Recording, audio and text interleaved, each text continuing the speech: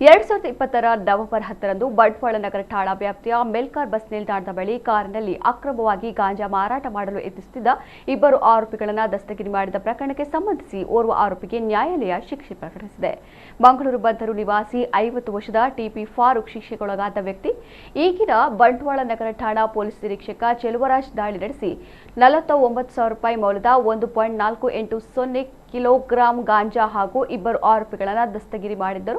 ಬಂಟ್ವಾಳ ನಗರ ಠಾಣೆಯಲ್ಲಿ ಪ್ರಕರಣ ದಾಖಲಿಸಿಕೊಂಡು ತನಿಖೆ ನಡೆಸಲಾಗಿದ್ದು, ಆಗಿನ ಬಂಟ್ವಾಳ ವೃತ್ತ ನಿರೀಕ್ಷಕರಾಗಿದ್ದ ಟಿಡಿ ನಾಗರಾಜ್ ರವರು ತನಿಖೆ ಪೂರ್ಣಗೊಳಿಸಿ ಮಾನ್ಯ ನ್ಯಾಯಾಲಯಕ್ಕೆ ದೋಷಾರೋಪಣಾ ಪಟ್ಟಿಯನ್ನು ಸಲ್ಲಿಸಿದರು.